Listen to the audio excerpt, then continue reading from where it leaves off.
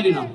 ಅವರ ಕಾರ್ಯಕ್ರಮವನ್ನು ನಾವೆಲ್ಲರೂ ಇದೇ ವೇದಿಕೆ GS ಶ್ರೀನಿವಾಸ್ ಅಭಿಮಾನಿ ಬಳಗ, ಎಲ್ಲ ತರೀಕೆರೆಯ ಕಾಂಗ್ರೆಸ್ ಕುಟುಂಬ ನಾವೆಲ್ಲರೂ ಸೇರಿ ನೇರನೊಂದು ಅಲ್ಲಿಗೆ ನಮ್ಮ ನಾಯಕರಂತ ನಮ್ಮ DK ಸಾಹೇಬರು ಭಾರಿ ಒಂದು ದೈವ ಭಕ್ತರು. ಅವರಿಗೆ ದೈವ ಸೂಚನೆ, ದೈವ ಭಕ್ತರು ಮತ್ತು ಪಕ್ಷದ ಕಟ್ಟಾಳು ಅವರು. ಒಂದು ಅದ್ರ ಮಧ್ಯದಲ್ಲಿ ಹೇಳ್ತೀನಿ ಯಾಕೆ ಇದನ್ನು ಹೇಳ್ತಾ ಇದ್ದೀನಿ ಅಂದರೆ, ಅವರು ಪ್ರತಿಜ್ಞಾ ಕಾರ್ಯಕ್ರಮನ KPCC ಅಧ್ಯಕ್ಷ ಆದಾಗ ಕೋವಿಡ್ ದೊಡ್ಡ ಪ್ರಪಂಚದ ದೊಡ್ಡ ಕಾಯಿಲೆ ಕಾರ್ಯಕ್ರಮ ಸಂದರ್ಭದಲ್ಲಿ ಆದರು. ಅವರು ಏನೋ ಸರ್ಕಾರ ಸೂಚನೆ ಕಾರ್ಯಕ್ರಮ ಮಾಡಿದ್ರು. ಇವತ್ತು ಸಹ ಅವರಿಗೆ ಒಂದು ಸೂಚನೆ ಯಾರೋ ಅವರು ತುಂಬ ನಮಗಿರಂಥ ಗುರುಗಳು ಯಾರೋ ಹೇಳಿದ್ರು, ನೀವು ಸೋಮವಾರ ಕಾರ್ಯಕ್ರಮ ಸಿಂಪಲ್ ಆಗಿ ಮಾಡಬೇಕು ಅಂತ ಹೇಳಿದಾಗ ಮೊದಲು ಒಪ್ಕೊಂಡು. ಆದರೆ ಇಡೀ ಕರ್ನಾಟಕ ರಾಜ್ಯದ 7,28,00,000 ಜನನೂ ಸಹ ಪಕ್ಷಾತವಾಗಿ ಅವ್ರಿಗೆ ಶುಭ ಕೋರ್ತಾ ಇದ್ದಾರೆ. ಇಡೀ ರಾಜ್ಯದಲ್ಲಿ ಈ ಥರ ಏನು ಸಿದ್ದರಾಮಯ್ಯ ಸಾಹೇಬರಿಗೆ ಇಂದು ಮಾರ್ಚ್ 23 ಮತ್ತು 23 ಸಾಲಿನಲ್ಲಿ ಅಂದು ಲೈವ್ ಕಾರ್ಯಕ್ರಮ ಇಡೀ ರಾಜ್ಯಾದ್ಯಂತ ನಡೀತು, ಇವತ್ತು ನಡೀತಾ ಇದೆ. ಆ ಕಾರ್ಯಕ್ರಮದಲ್ಲಿ ಇವತ್ತು DK ಸಾಹೇಬ್ರ ಬಗ್ಗೆ, ಸಿದ್ದರಾಮಯ್ಯ ಸಾಹೇಬ್ರ ಬಗ್ಗೆ ಹೇಳಬೇಕಾಗ್ತದೆ. ಇವತ್ತು ಸಿದ್ದರಾಮಯ್ಯ ಸಾಹೇಬರು ಅವರ ಸುದೀರ್ಘ 1983ನೇ ಇಸ್ವಿಯಿಂದ ಅವರು ಕನ್ನಡ ಕಾವಲ ಸಮಿತಿ ಅಧ್ಯಕ್ಷರಾಗಿ, ತಾಲೂಕು ಬೋರ್ಡ್ ಅಧ್ಯಕ್ಷರಾಗಿ ಸಾಕಷ್ಟು ಒಂದು ಮಂತ್ರಿ ಬೊಮ್ಮಾಯಿಯವರ ಅಂದಿನ ಬೊಮ್ಮಾಯಿನವರು ಇರ್ಬೋದು, ರಾಮಕೃಷ್ಣ ಹೆಗಡೆ ಸಾಹೇಬ್ರು ಇರ್ಬೋದು, ದೇವೇಗೌಡರು ಇರ್ಬೋದು, ಜಯಂತ್ ಪಟೇಲ್ ಅವರು ಅಂತ ಸಂಪುಟದಲ್ಲಿ ಕೆಲಸ ಮಾಡಿ ಬಂದರು. ಅದ ನಂತರ ಇಡೀ ರಾಜ್ಯಕ್ಕೆ ಕನ್ನಡ ರಾಮಯ್ಯ, ಅನ್ನ ರಾಮಯ್ಯ ಸಾಕಷ್ಟು ನೂರಾರು ಭಾಗ್ಯ, 157 ಭಾಗ್ಯ ಕೊಟ್ಟಂತ ಮತ್ತೆ ಭಾಗ್ಯ ಕೊಟ್ಟಂತ ಸಾಕಷ್ಟು ಜನರಿಗೆ, ಬಡವರಿಗೆ, ಹಸ್ತರಿಗೆ ಊಟ ಅವ್ರು ಹೇಳ್ತಾ ಇರ್ತಾರೆ.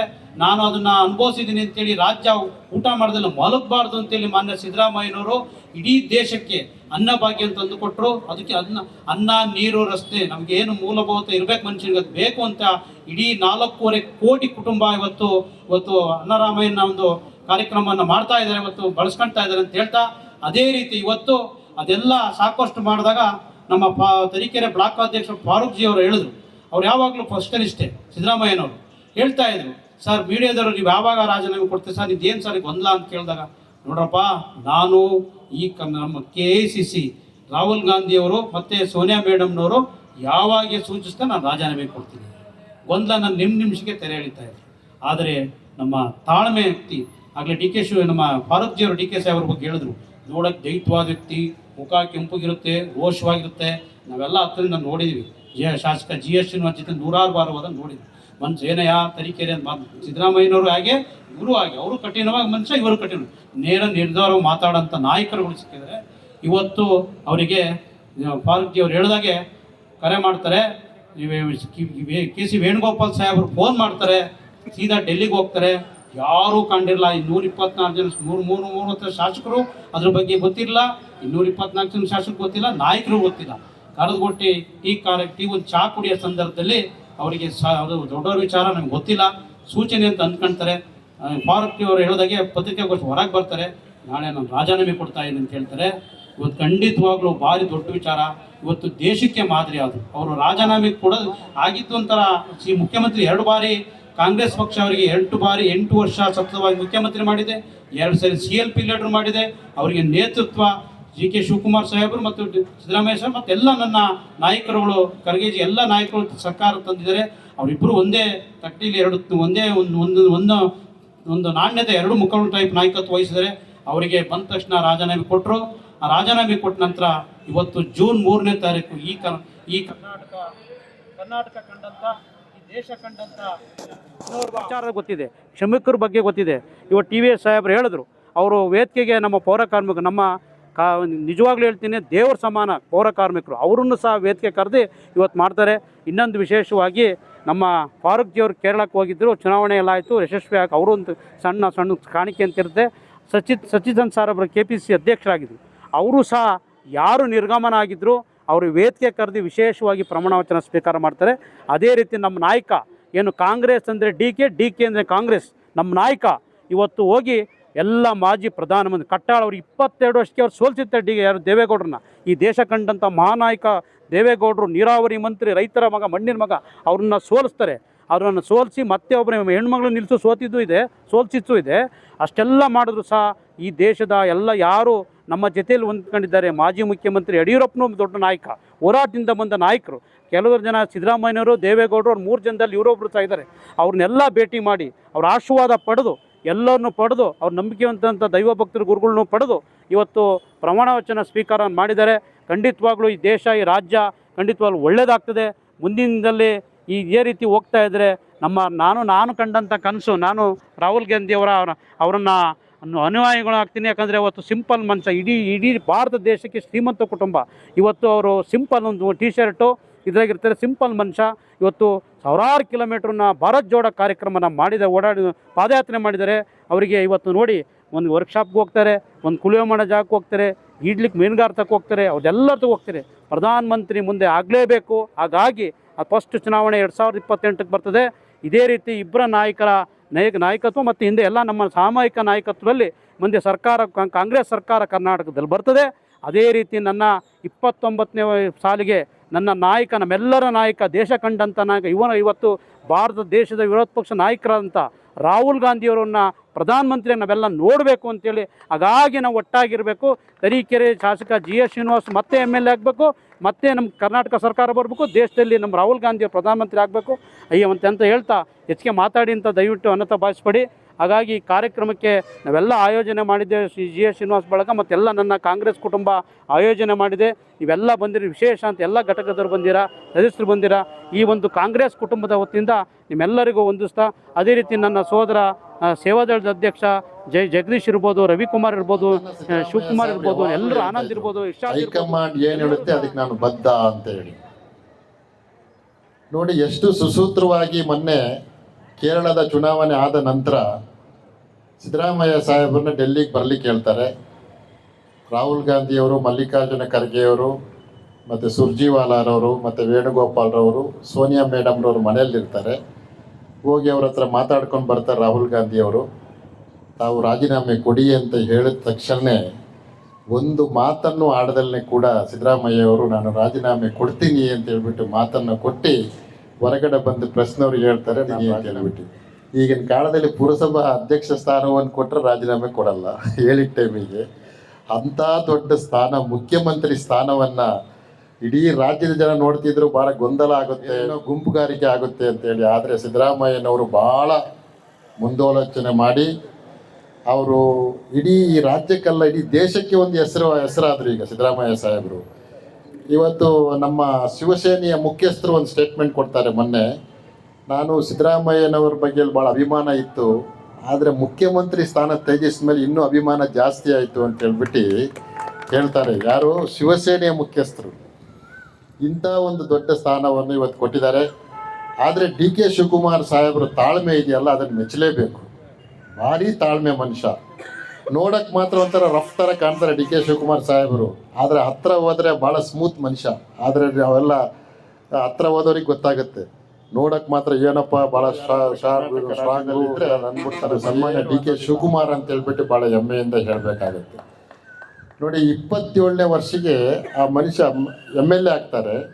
ಬಂಗಾರಪ್ಪನವರ ಸಚಿವ ಸಂಪುಟದಲ್ಲಿ ಅದು ಹೋಗ್ಬಿಟ್ಟು ಭಾಳ ಫೋರ್ಸಬಲಿ ಮಂತ್ರಿ ತೊಗೊಳ್ತಾರಂಥವ್ರು.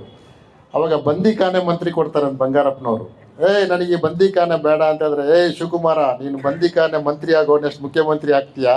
ನಾನು ಬಂದಿಖಾನೆ ಮಂತ್ರಿಯಾಗಿ ಮುಖ್ಯಮಂತ್ರಿ ಆಗಿರೋದು ಅಂತ ಬಂಗಾರಪ್ಪ. DK ಶಿವಕುಮಾರ್ ಅವರ ಬಗ್ಗೆ, ಸಿದ್ದರಾಮಯ್ಯ ಅವರ ಬಗ್ಗೆ, ಅವ್ರು ಕೊಟ್ಟಂತ ಕೊಡುಗೆಗಳ ಬಗ್ಗೆ ಈಗಾಗಲೇ ಎಲ್ಲ ನಮ್ಮ ನಾಯಕರುಗಳು ಮಾತಾಡಿದಿರ. ನಮ್ದೆಲ್ಲರ ಆಶಯ ಒಂದೇ, ಇವತ್ತೇನು ನಾವೆಲ್ಲರೂ ನೇರ ಪ್ರಸಾರ ಮಾಡ್ತಾ ಇದೀವಿ, ಅದೇ ತರ ನೇರವಾಗಿ ನಿಮ್ಮೆಲ್ಲರ ನೆಚ್ಚಿನ ತರೀಕೆರೆ ವಿಧಾನಸಭಾ ಕ್ಷೇತ್ರ ಶಾಸಕರ ಸೀರಣ್ಣ ಅವರಿಗೆ ಆ ಒಂದು ಗದ್ದಿಗೆಯನ್ನ, ಸಚಿವ ಸ್ಥಾನದ ಗದ್ದಿಗೆ ಸಿಗ್ಲಿ ಅಂತೇಳಿ ಈಗಾಗಲೇ ಎಲ್ಲ ನಮ್ಮ ಕ್ಷೇತ್ರದ ಹಲವಾರು ಹಳ್ಳಿಗಳಲ್ಲಿ, ದೇವಸ್ಥಾನಗಳಲ್ಲಿ ಪ್ರಾರ್ಥನೆ ಮಾಡುವ ಮೂಲಕ ಕಾರ್ಯಕರ್ತರು, ಅಭಿಮಾನಿಗಳು ಆ ದೇವರಿಗೆ ಬೇಡಿಕೆಯನ್ನು ಇಟ್ಟಿದ್ದಾರೆ. ನಮ್ಮೆಲ್ಲರ ಕನಸು ಬೇಗ ನನಸಾಗ್ಲಿ ಅಂತೇಳಿ ಇವತ್ತು ನಮ್ಮ ನೂತನ ಮುಖ್ಯಮಂತ್ರಿ ನಮ್ಮ ಶಿವಕುಮಾರ್ ಸರ್ ಅವರ ಇವತ್ತೇನು ಅವ್ರು ಭರ್ಜರಿಯಾಗಿ ಒಂದು ಅವರ ಒಂದು ಪ್ರಮಾಣ ವಚನವನ್ನ ಎಲ್ಲರೂ ಹೋಗ್ಬೇಕು ಬಹಳ ಆಸೆ ಇತ್ತು. ಆದ್ರೆ ಅವರು ಅದಕ್ಕೆ ಗಡಿವಾಡ ಹಾಕ್ಬಿಟ್ರು. ನಮ್ಮ DK ಶಿವಕುಮಾರ್ ಸರ್ ಅವರು ಸೀರಣ್ಣ ಅವ್ರಿಗೂ ಕೂಡ ಹಲವಾರು ಫೋನ್ ಒಯ್ದವೆ. ಬರೀ ನಾವು ಬರ್ತೀವಿ ಪಾಸ್ ಕೊಡೋದಕ್ಕೆ ಆಗ್ತಾ ಇಲ್ಲ ಅಂತೇಳಿ ಸೀರಣ್ಣ ಪಾಸ್ ಎಲ್ಲಿ ಸಿಗುತ್ತಪ್ಪ ಅಂತೇಳಿ ಇದ್ ಮಾಡಿದ್ರು. ಅದರಿಂದ ನಾವೆಲ್ಲರೂ ಸೇರಿ ಇವತ್ತು ಈ ಒಂದು ಕಾರ್ಯಕ್ರಮವನ್ನ ಮಾಡ್ಬೇಕು ಅಂತೇಳಿ ನಾವು ಪ್ರಕಾಶನ ನಾವೆಲ್ಲ ಡಿಸ್ಕಸ್ ಮಾಡಿದಾಗ ನಮ್ಮ ಅಧ್ಯಕ್ಷರಾದ ಫಾರೂಕ್ ಅಣ್ಣ ಅವರ ಒಂದು ಸಲಹೆ ಮೇರೆಗೆ ಹಾಗೂ ನಮ್ಮ ಎಲ್ಲ ನನ್ನ ಸ್ನೇಹಿತರು, ಕಾರ್ಯಕರ್ತರು ಎಲ್ಲ ಸೇರ್ಕೊಂಡು ಇವತ್ತು ಕಾಂಗ್ರೆಸ್ ಇವತ್ತು ಕಾರ್ಯಕ್ರಮವನ್ನು ಯಶಸ್ವಿಯಾಗಿ ಇವತ್ತು ನೆರವೇರಿಸ್ಕೊಂಡು ನಿಜವಾಗ್ಲೂ ಕೂಡ ಖುಷಿ ಆಗ್ತಾ ಇದೆ. ಏಕೆಂದ್ರೆ ನಮ್ಮ 25ನೇ ನಮ್ಮ ಮುಖ್ಯಮಂತ್ರಿಗಳು, ಅದು ನಮ್ಮ ಕಾಂಗ್ರೆಸ್ ಪಕ್ಷದ ಮುಖ್ಯಮಂತ್ರಿಗಳು ಮುಂದಿನ ದಿನಗಳಲ್ಲಿ ಹಲವಾರು ಕೊಡುಗೆಗಳನ್ನ ಕೊಡ್ತಾರೆ ಅನ್ನೋ ಭರವಸೆ ಇದೆ. ಸಾಮಾಜಿಕವಾಗಿ ಸಮಾನತೆಯಾಗಿ ಒಂದು ಎಲ್ಲ ರಾಜಕೀಯವಾಗಿ ನಮ್ಗೆಲ್ಲರಿಗೂ ಒಂದು ಒಂದು ಉನ್ನತ ಹುದ್ದೆಗಳಿರ್ಬೋದು, ಅವಕಾಶಗಳಿರ್ಬೋದು. ಇವತ್ತು ಏನು ನಮ್ಮ ರಚನಾ ಅವ್ರು ಹೇಳಿದ್ರು, ಯುವ ಕಾಂಗ್ರೆಸ್ ಅಂತ ಕಾರ್ಯಕರ್ತರು ಬಹಳ ಪ್ರೀತಿ ಅಂತೇಳಿ ಅಂತ ಯುವಕರುಗಳನ್ನ ಗುರ್ಸುವಂತ ಕೆಲಸ ಇರ್ಬೋದು. ಕಾಂಗ್ರೆಸ್ನಲ್ಲಿ ಪ್ರಾಮಾಣಿಕವಾಗಿ ನಿಷ್ಠೆಯಿಂದ ಪಕ್ಷವನ್ನು ಕಟ್ಟುವಂತ ಕಟ್ಟಕಡೆ ವ್ಯಕ್ತಿಗಳ ಅವಕಾಶಗಳಿರ್ಬೋದು. ಏಕೆಂದ್ರೆ ಇವತ್ತು ನಮ್ಗೆ ಅಧಿಕಾರ ಇದ್ದ ಸಂದರ್ಭದಲ್ಲಿ ಕಾಂಗ್ರೆಸ್ ಪಕ್ಷದಲ್ಲಿ ನಿಷ್ಠಾವಂತ ಪ್ರಾಮಾಣಿಕರಿಗೆ ಗುರುತಿಸಿ ಅವ್ರಿಗೆ ಅವಕಾಶಗಳನ್ನ ಕೊಡಬೇಕು. ಕೊಟ್ಟಿದ್ದೆ ಆದ್ರೆ ನಮ್ಗೆ ಯಾವುದೇ ಕಾರಣಕ್ಕೂ ನಮ್ಮ ಪಕ್ಷವನ್ನ ಯಾರಿಂದ ಸೋಸಕ್ ಸಾಧ್ಯನೇ ಇಲ್ಲ. ಆ ಮಟ್ಟದಲ್ಲಿ ನಾವೆಲ್ಲರೂ ಸೇರಿ ಕಾಂಗ್ರೆಸ್ ಪಕ್ಷವನ್ನ ಕಟ್ಟೋಣ. ಡಿ ಕೆ ಶಿವಕುಮಾರ್ ಸರ್ ಅವರ ನೇತೃತ್ವದಲ್ಲಿ ಇವತ್ತು ಸಿದ್ದರಾಮಯ್ಯ ಅವರ ಆಶೀರ್ವಾದದೊಂದಿಗೆ, ಶ್ರೀರಣ್ಣನವರ ಸಲಹೆ ಸಹಕಾರದೊಂದಿಗೆ ನಾವೆಲ್ಲರೂ ಪಕ್ಷವನ್ನ ಕಟ್ಟೋಣ, ಬೆಳೆಸೋಣ ಅಂತ ಹೇಳ್ತಾ ತಮ್ಮೆಲ್ಲರಿಗೂ ಇವತ್ತು ಮಾತಾಡ್ಲಿಕ್ಕೆ ಅವಕಾಶ ಮುಖ್ಯಮಂತ್ರಿ ಸ್ಥಾನವನ್ನ ಕೊಟ್ಟಿದ್ದಾರೆ. ಆ ಸ್ಥಾನಕ್ಕೆ ನಮ್ಮ ಡಿ ಕೆ ಶಿವಕುಮಾರ್ ಹೆಚ್ಚಿನದಾಗಿ ನಮ್ಮ ಸಿದ್ದರಾಮಯ್ಯನವರು ಹೇಗೆ ಧರ್ಮಭೇದವಿಲ್ಲದೆ ಶಾಂತಿಯಿಂದ ಯಾವುದೇ ಗೊಂದಲಗಳಿಂದಲ್ಲ ಎಲ್ಲ ಬಡವರಿಗೆ ಶೈಕ್ಷಣಿಕವಾಗಿ, ಆರ್ಥಿಕವಾಗಿ, ಆರೋಗ್ಯವಾಗಿ ಎಲ್ಲ ಯಾವ ತೀರ ಪಂಚ ಗ್ಯಾರಂಟಿಗಳನ್ನು ಕೊಟ್ಟು ಅನೇಕ ಭಾಗ್ಯಗಳನ್ನು ಕೊಟ್ಟು ನಮ್ಮ ರಾಜ್ಯನ ಅಭಿವೃದ್ಧಿ ಕಡೆ ತಗೊಂಡೋಗ್ತಾ ಇದ್ರು. ಅದೇ ರೀತಿ ಇವರು ನಡೆಸ್ಕೊಂಡು ಹೋಗ್ಲಿ, ಎಲ್ಲ ಶಾಂತಿ ನೆಲೆಸಲಿ ನಮ್ಮ ನಾಡಿನಲ್ಲಿ ಅಂತ ಕೇಳ್ಕೊಂತ, ಹಾಗೆ ನಮ್ಮೆಲ್ಲರ ಹೆಚ್ಚಿನ ಶಾಸಕರಿಗೂ ಶೀಘ್ರದಲ್ಲೇ ಸಚಿವ ಸ್ಥಾನ ಕೊಡ್ಲಿ ಅಂತ ಎಲ್ಲ ಪ್ರಾರ್ಥನೆ ಮಾಡ್ಕೊಂತ ಇವತ್ತಿನ ಈ ಸಮಾರಂಭಕ್ಕೆ ಎತ್ತಿದ ಕೈ ಯಾವುದೇ ಒಂದು ಹೋರಾಟ ಅಂತಂದ್ರೆ ಮುಂದೆ ನಿಂತು ಸಿದ್ದರಾಮಯ್ಯನವರು ಇಡೀ ರಾಜ್ಯಕ್ಕೆ ಒಂದು ಮಾದರಿ ನಾಯಕತ್ವ ಅಂತ ಹೇಳ್ಬೋದು. ಸೊ ಅಂತ ನಾಯಕರು ಇವತ್ತು ಅಧಿಕಾರವನ್ನು ಎಷ್ಟು ಸ್ಮೂತ್ ಆಗಿ ಹಸ್ತಾಂತರಿಸಿದ್ದಾರೆ ಅಂತಂದ್ರೆ ಅವರು ನಮ್ಮೆಲ್ಲರಿಗೂ ಒಂದು ಏನ್ ಹೇಳ್ತಾರೆ ಇನ್ಸ್ಪೈರ್ ಮಾಡ್ತಾರೆ ಅಂತಲೇ ಹೇಳ್ಬೋದು. ಈಗ ಅದೇ ಹಾದಿಯಲ್ಲಿ ಡಿ ಕೆ ಶಿವಕುಮಾರ್ ಸರ್ ಅವರು ಪ್ರಮಾಣ ವಚನವನ್ನ ಸ್ವೀಕರಿಸ್ತಾ ಇದ್ದಾರೆ. ನಾನು ಆಗ್ಲೇ ಹೇಳಿದಂಗೆ ಯುವ ಕಾಂಗ್ರೆಸ್ ಮತ್ತು NSUI ಅವ್ರಿಗೆ ತುಂಬಾ ಫೇವ್ರೆಟ್ ಡಿ ಕೆ ಶಿವಕುಮಾರ್ ಸಾಹೇಬ್ರು ಅಂದ್ರೆ. ಯಾಕೆ ಅಂತಂದ್ರೆ ಇವತ್ತು ಬೋರ್ಡ್ ಚೇರ್ಮನ್ ನನಗೆ ಗೊತ್ತಿರೋ ಹಂಗೆ 2 ರಿಂದ 3 ಜನ ಯುವಕರಿಗೆ NSUI ಅಲ್ಲಿ ಕೆಲಸ ಮಾಡಿದಂಥವ್ರಿಗೆ, ಯೂತ್ ಕಾಂಗ್ರೆಸ್ ನಲ್ಲಿ ಕೆಲಸ ಮಾಡಿದಂಥವ್ರಿಗೆ ಗುರುತಿಸಿ ಬೋರ್ಡ್ ಚೇರ್ಮನ್ ಮಾಡಿದ್ದಾರೆ ಅಂತಂದ್ರೆ ಅದು ಡಿ ಕೆ ಶಿವಕುಮಾರ್ ಸಾಹೇಬ್ರು. ಹಾಗಾಗಿ ಕಾರ್ಯಕರ್ತರಿಗೆ ಹೆಚ್ಚು ಅವಕಾಶಗಳನ್ನ ಕೊಡುವಂತವ್ರು ಡಿ ಕೆ ಶಿವಕುಮಾರ್ ಅವರು. ಮತ್ತೆ ಪಕ್ಷದ ಕಟ್ಟಾಳು ಅಂತಂದ್ರೆ ತಪ್ಪಾಗಲ್ಲ ಅಂತ ಅನ್ಸುತ್ತೆ. 27 ವರ್ಷಕ್ಕೆ MLA ಆಗಿ ದೇವೇಗೌಡರು ವಿರುದ್ಧ ನಿಂತು ಚುನಾವಣೆ ಮಾಡಿದಂಥವ್ರು ಹುಟ್ಟು ಹೋರಾಟಗಾರ ಅಂತಂದ್ರೆ ಅದು ಡಿ ಕೆ ಶಿವಕುಮಾರ್ ಸರ್ ಅಂತಲೇ ಹೇಳ್ಬೋದು. ನಮ್ಮ ರಾಜ್ಯ ಹೊಸ ಒಂದು ಏನ್ ಹೇಳ್ತಾರೆ, ಹಳೆ ಬೇರು ಹೊಸ ಚಿಗುರು ಕೂಡಿದರೆ ಮರ ಸೊಬಗು ಅಂತ ಹೇಳ್ತಾರೆ. ಆ ರೀತಿನಲ್ಲಿ ನಮ್ಮ ಕಾಂಗ್ರೆಸ್ ಸರ್ಕಾರ ಒಂದು ಹೊಸದೊಂದು ಒಂದು ಹಾದಿಗೆ ಹೆಜ್ಜೆ ಇಡ್ತಾ ಇದೆ ಅಂತಾನೆ ಹೇಳ್ಬೋದು. ಇನ್ನು ಮುಂದೆ ಬೇರೆ ಬೇರೆ ತರದ ಅವಕಾಶಗಳು, ಹೊಸಬರಿಗೆ ಅವಕಾಶಗಳು, ಇದೆಲ್ಲವೂ ಕಾಂಗ್ರೆಸ್ ಸರ್ಕಾರ ಮಾಡುತ್ತೆ. ಸಿದ್ದರಾಮಯ್ಯನವರ ಒಂದು ಗೈಡೆನ್ಸ್ ನಲ್ಲಿ ಡಿ ಕೆ ಶಿವಕುಮಾರ್ ಸರ್ ಅವರು ಕೆಲಸ ಮಾಡಿ ಏನು 3 ವರ್ಷ ಗ್ಯಾರಂಟಿಗಳನ್ನ ಕೊಡೋದ್ರ ಮೂಲಕ ನಮ್ಮ ರಾಜ್ಯ ಸರ್ಕಾರ ಸಕ್ಸಸ್ಫುಲ್ ಆಗಿತ್ತೋ ಅದೇ ರೀತಿಯಾಗಿ ಇನ್ನೂ 2 ವರ್ಷಗಳು ಕೂಡ ಸಕ್ಸಸ್ಫುಲ್ ಆಗಿ ಒಂದು ಸರ್ಕಾರವನ್ನ ಡಿ ಕೆ ಶಿವಕುಮಾರ್ ಅವ್ರು ನಡೆಸ್ತಾರೆ. 28ಕ್ಕೆ ಮತ್ತೆ ಕಾಂಗ್ರೆಸ್ ಸರ್ಕಾರ ಅಧಿಕಾರಕ್ಕೆ ಬರುತ್ತೆ. ಅದಕ್ಕೆ ನಾವೆಲ್ಲ ಒಟ್ಟಿಗೆ ಶ್ರಮವನ್ನ ವಹಿಸಬೇಕು ಅಂತ ಹೇಳ್ತಾ ಈ ಒಂದು ಅದ್ಭುತ ಕ್ಷಣಕ್ಕೆ ನಾವೆಲ್ಲ ಸಾಕ್ಷಿ ಆಗಿದ್ದೀವಿ. ಇದನ್ನ ಆರ್ಗನೈಸ್ ಮಾಡಿರುವಂತ ವರ್ಮ ಪ್ರಕಾಶ್ ಅಣ್ಣ ಮತ್ತೆ ನಮ್ಮ ಸೇವಾದಳ ಜಗದೀಶ್ ಅಣ್ಣ ಅವರಿದ್ದಾರೆ. ಅವರು ಇಬ್ರು ತುಂಬಾನೇ ಶ್ರಮ ವಹಿಸಿ ಈ ಒಂದು ಕಾರ್ಯಕ್ರಮನ ಆರ್ಗನೈಸ್ ಮಾಡಿದ್ದಾರೆ. ಅವ್ರಿಗೂ ಕೂಡ ನಾನು ಧನ್ಯವಾದಗಳನ್ನ ತಿಳಿಸ್ತಾ ನನ್ನ ಮಾತುಗಳನ್ನ ಮುಗಿಸ್ತಾ ಇದ್ದೀನಿ. Thank you. ಈ ದಿನ ನಾನು ಆಗಲೇ ತಿಳಿಸಿದಂತೆ ಕಾಂಗ್ರೆಸ್ಸಿನ ಬಹಳ ಪ್ರಮುಖವಾದಂಥ ದಿನ ಅಂತಕ್ಕಂಥದ್ದನ್ನ ನಾನು ಹೇಳ್ತಿದ್ದೀನಿ. ನಾನು ಈಗ ತಾವೆಲ್ಲ ನೋಡ್ತಾ ಇರ್ಬೋದು ಪ್ರಮಾಣ ವಿಚಾರ ಯಾವ ರೀತಿಯಾಗಿ ನಡೀತಾ ಇದೆ. ಡಿ ಕೆ ಶಿವಕುಮಾರಲ್ಲಿ ನಾವು ಒಳ್ಳೆಯತನವನ್ನು ಕಾಣಬೇಕು. ಇದು ಒಂದು, ಅವರು ಎಲ್ಲ ಧರ್ಮದವರನ್ನ, ಎಲ್ಲ ಅಂತಸ್ತಿನ ಕಾರ್ಯಕರ್ತರನ್ನ, ನಮ್ಮ ಪೌರ ಕಾರ್ಮಿಕರನ್ನು ಕೂಡ, ಅವರ ಸಂಘಟನೆಯವ್ರನ್ನು ಕೂಡ ಅವರ ಪ್ರಮಾಣ ವಚನಕ್ಕೆ ಕಾಣಬೇಕು. ಎಲ್ಲ ಜಾತೀಯವಾದಂಥ ನಾಯಕರುಗಳನ್ನ, ಎಲ್ಲ ಅಧಿಕಾರಿ ವರ್ಗದವರು ಕೂಡ, ಎಲ್ಲ ಸ್ಥಾನಮಾನದಲ್ಲಿರ್ತಕ್ಕಂಥ ಅವರು BJP ಅವರು, ಕಾಂಗ್ರೆಸ್ ಅವರು, JDS ಅವರು ಅಂತಕ್ಕಂಥಿಲ್ಲ, ಎಲ್ಲ ಪ್ರಮುಖ ವ್ಯಕ್ತಿಗಳನ್ನು ಕೂಡ ಇವತ್ತು ಅವರು ಪಕ್ಷಾತೀತವಾಗಿ ಗ್ಯಾರಂಟಿ ಯೋಜನೆಗಳನ್ನ ಇವತ್ತು ಇಡೀ ರಾಷ್ಟ್ರದಲ್ಲಿ ಎಲ್ಲಾ ಪಕ್ಷಗಳು ಪಕ್ಷ ಭೇದವನ್ನು ಮರೆತು ಅಡಾಪ್ಟ್ ಮಾಡ್ಕೊಂತೀರ ನೋಡಿದ್ರೆ ಕರ್ನಾಟಕ ರಾಜ್ಯಕ್ಕೆ ತನ್ನ ಭವ್ಯವಾದಂಥ ಪರಂಪರೆ ಮತ್ತು ಇತಿಹಾಸ ಇದೆ. ಡಿ ಕೆ ಶಿವಕುಮಾರ್ ಅವರು ಬಂಗಾರಪ್ಪನವರ ಹಾದಿಯಲ್ಲಿ, ದೇವರಾಜ ಅರಸರವರ ಹಾದಿಯಲ್ಲಿ, ಮೊಯ್ಲಿ ಅನೇಕ ಧೀಮಂತ ನಾಯಕರ ಹಾದಿಯಲ್ಲಿ ಮತ್ತು ಸಿದ್ದರಾಮಯ್ಯನವರ ಹಾದಿಯಲ್ಲಿ ನಡೆಯುವುದರ ಮುಖಾಂತರ ಕರ್ನಾಟಕ ರಾಜ್ಯವನ್ನು ಇಡೀ ದೇಶದಲ್ಲಿ ಮಾದರಿಯನ್ನಾಗಿ ಮಾಡಲಿ ಅಂತೇಳಿ ನಾನು ಶುಭ ಈ ದಿವಸ ನಮ್ಮ ಪಕ್ಷದ ನಾಯಕರಾದ ಡಿ ಕೆ ಶಿವಕುಮಾರ್ ಅವರು ಮುಖ್ಯಮಂತ್ರಿಗಳಾಗಿ ಪ್ರಮಾಣ ವಚನ ಸ್ವೀಕರಿಸಿದ್ದಾರೆ. ರಾಜ್ಯಕ್ಕೆ ಶುಭವಾಗಲಿ, ಕಾರ್ಯಕರ್ತರುಗಳು ಒಳ್ಳೆಯದಾಗಲಿ ಎಲ್ಲ ಅಂತೇಳಿ ನಾನು ಮಾತು ಮುಗಿಸ್ತೀನಿ.